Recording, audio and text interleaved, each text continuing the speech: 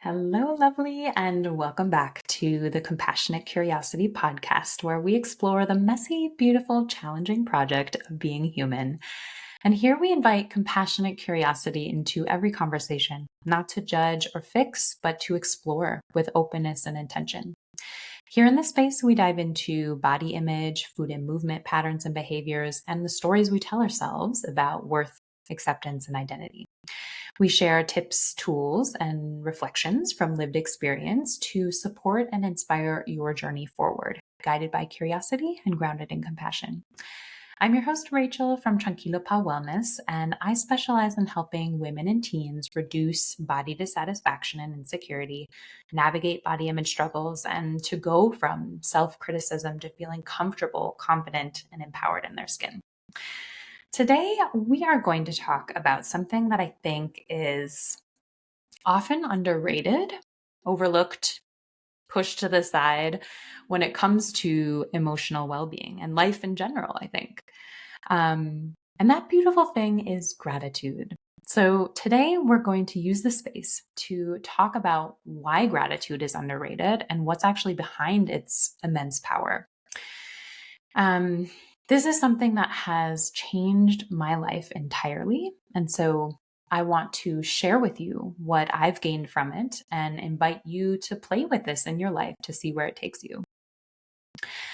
So before we dive in, I want to invite you to join me in a moment of stillness, as we usually do, to give yourself permission to slow down from the busyness of your day, the busyness of your mind, and to just reconnect with presence, to allow yourself to be in a more open, receptive state.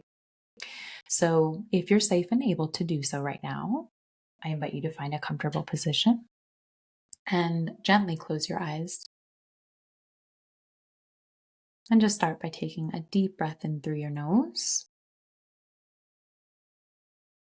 and a long breath out through your nose. Shifting your attention to the flow of your in-breath and your out-breath.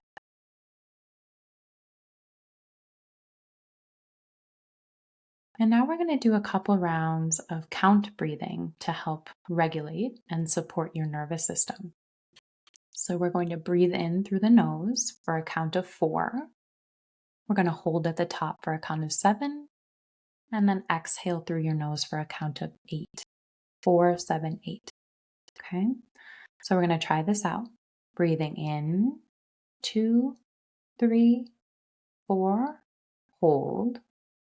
1, 2, 3, 4, 5, 6, 7, and exhale for 1, 2, 3, 4, 5, 6, 7, 8.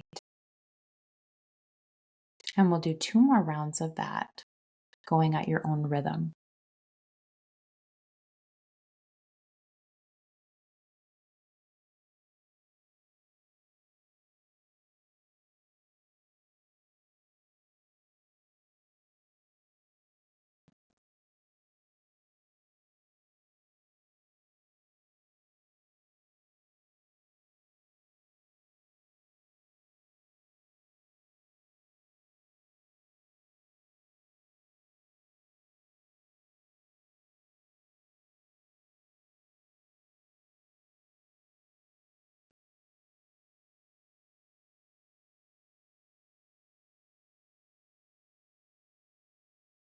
And then just coming back to your normal rhythm.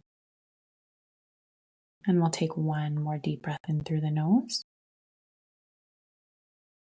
And a long breath out through your nose. And when you're ready, gently opening your eyes and coming back to this space. And just noticing any shifts from the start of this episode to where you are now. And just allowing that to be. Thank you. So, gratitude. What are we talking about when we look at gratitude? I think the first thing we think of when it comes to gratitude is being appreciative and thankful, which I think we first go to words to express that. right? Like gratitude can be you saying thank you to the person at the store who helped you find the beans. It can be saying thank you to your partner for washing the dishes. It could be thanking the universe for that green light that allowed you to get to work on time. There's so many ways and times throughout the day that we do say thank you, even if they seem small. But for me and how I've experienced gratitude, it really goes beyond words. To me, gratitude is a way of being in the world. It's a felt expression, it's a state of being, and one that's actually our innate state of being. I think true gratitude is something you embody, something you feel down to your core. When you feel gratitude and live in it, what do you feel? You feel joy, a lightness, peace, all things that we tend to gravitate toward because it is our natural state of being. That's why we're always looking for peace. What we're doing is looking for our true selves. That's just something that we drift away from time and again because of life as a human, right? And all that goes with that. We get disconnected. Well, truly, we're always connected to that source, but it's a matter of how strong or weak that connection is, which is why being connected to presence is necessary when we give and feel gratitude. In other words, this is what helps us be able to shift from just saying words to feeling and living out those words. So, what do I mean by that? Well, when you take a moment to pause and get still, like we just did together, you allow yourself to go inward and actually disconnect from the constant pull of external factors or stimuli. And again, this doesn't have to be a lengthy, formal moment of stillness. This can be just by connecting to your breath, taking a full inhale and exhale, following your breath. It could be shifting your attention to the sensations in your feet on the ground. It could be saying an empowering statement that grounds you. When we take a moment to do that, that's when we reconnect with our innate space of love and compassion, which is where gratitude lives. So when you say what you're grateful for from that space, you sense an expansion, a sense of lightness and openness. That is gratitude. And not only does that make you feel good, like physically in your body and emotionally, but that literally changes the chemistry in your body. Certain hormones and neurotransmitters are released as a result of that state of gratitude, which is why you feel good. When you sense this, your body has changed its energetic frequency. So, what do I mean by that? And I want to break this down because it can sound confusing or ambiguous, but I think it's so very important to understand when we look at, why we act the way we do and where that stems from. So, there are several universal laws, which you may have heard that term thrown around at some point, but maybe it's not all that clear, what it is. So you can think of universal laws like the rules or patterns that shape how energy, emotions, and actions flow through life. Kind of like gravity, but for the inner and invisible stuff. So they're the natural principles that apply to everyone, everywhere, whether we're aware of them or not. And one of those laws is the law of vibration. This tells us that all things in this universe are made of energy. And because they're made of energy, that means they're vibrating to some degree. Some things vibrate at a higher frequency, others at a lower frequency, and everywhere in between. And we're talking everything here. So a chair, your plants, water, humans, everything, which also includes your thoughts and emotions. These are patterns of energy that carry a certain frequency, which can actually be measured, which is really cool. Our brains produce electrical patterns or brain waves that can be measured. So different states show up as different frequencies when they're measured. In other words, for example, if you're feeling anxious, that measures at a different frequency than, let's say, when you're feeling joy. Different brain waves, different hormones, different heart rate, different physical response in the body. So when we say different emotions have different energies, that's what we're referring to. And gratitude is one of those emotional states that is a high frequency state, meaning that when you feel into gratitude, you raise your energetic frequency. You're embodying that high frequency vibration.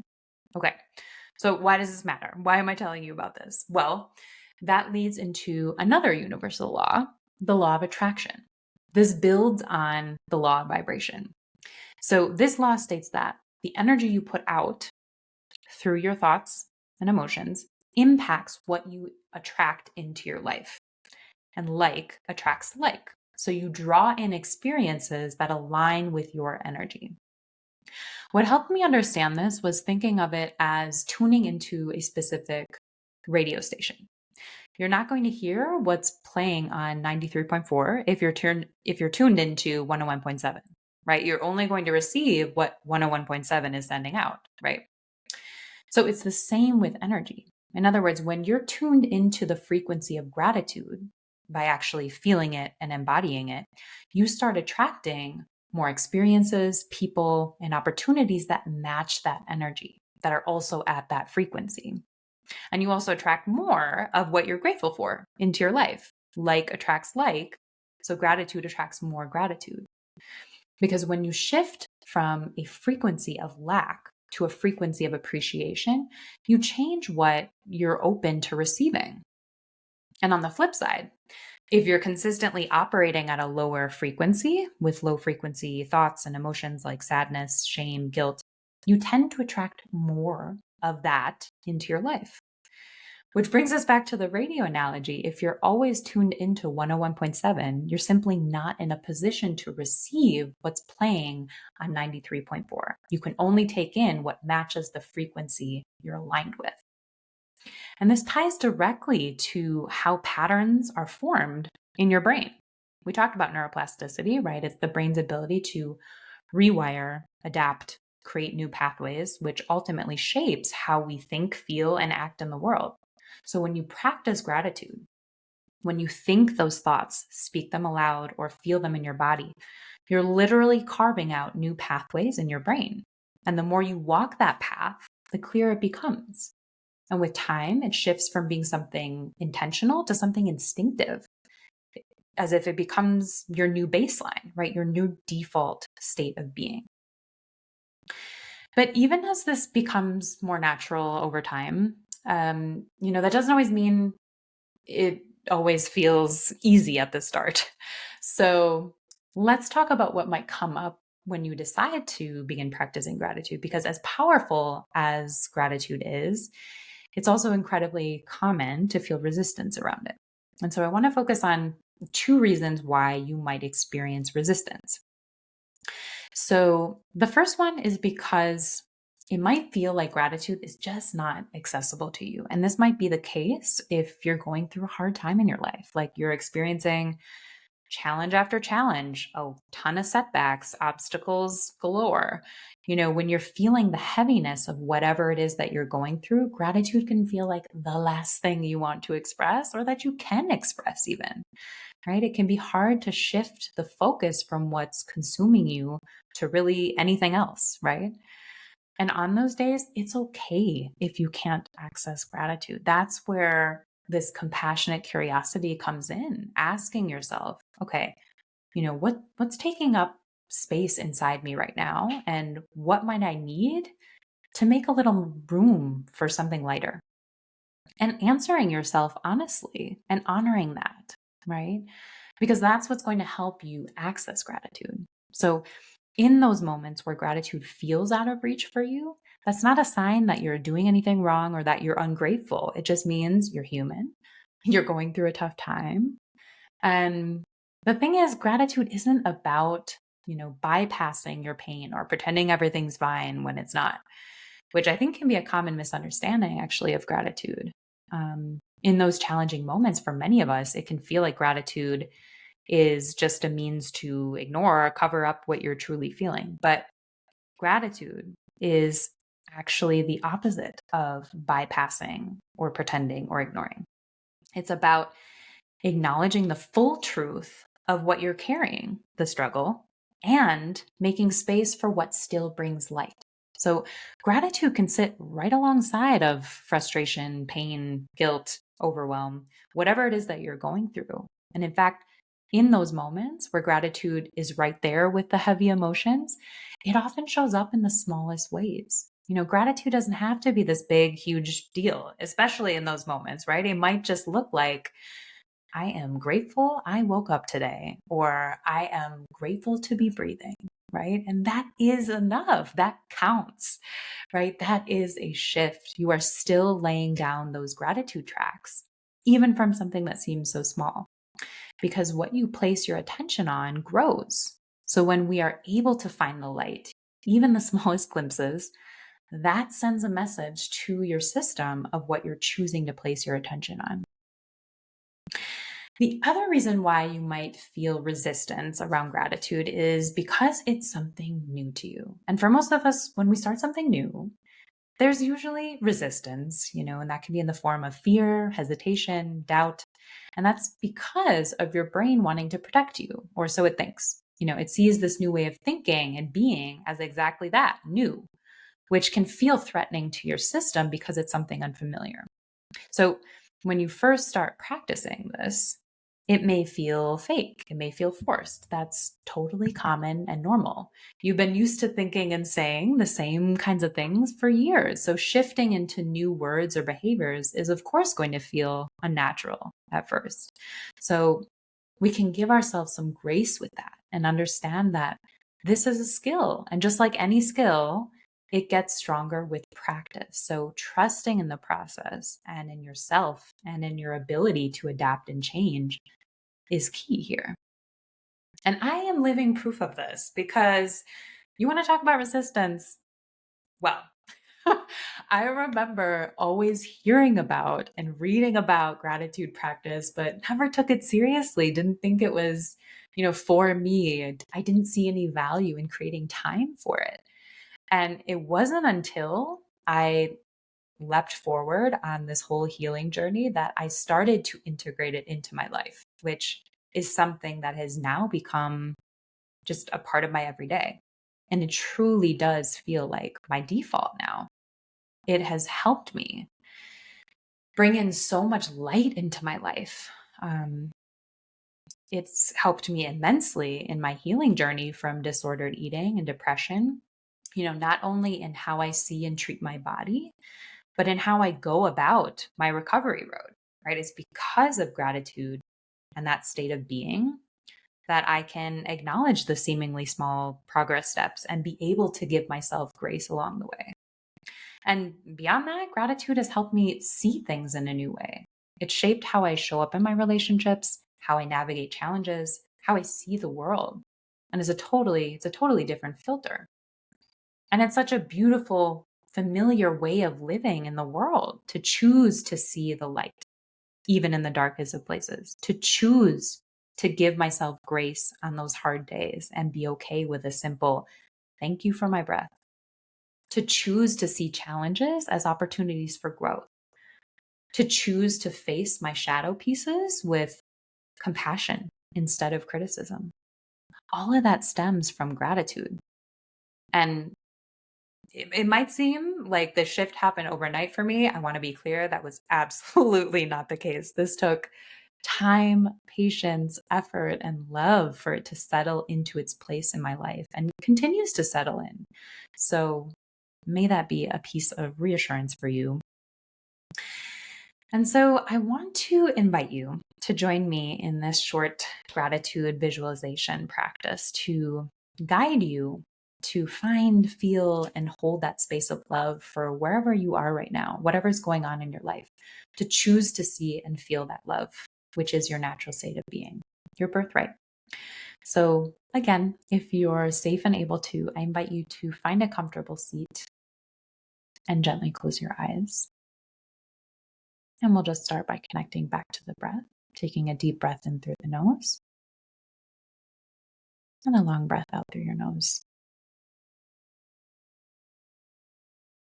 And I want you to bring to mind someone or something that you're grateful for, something that showed up for you in the past 24 hours. Bring this person or situation to mind and reflect on these questions. What about this person or moment made you feel supported or seen?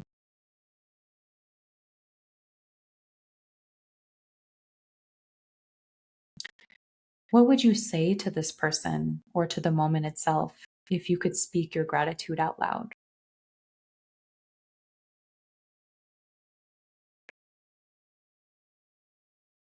And where do you feel that gratitude in your body right now?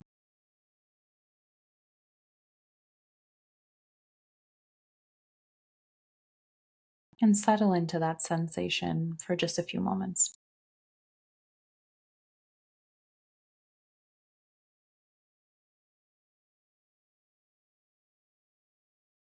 And know that this feeling is always available to you, even when it doesn't feel like it.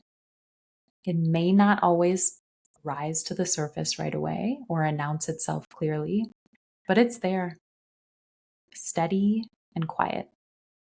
And it's a place you can always return to. And it's in that place that you're reminded that lightness and heaviness can exist together.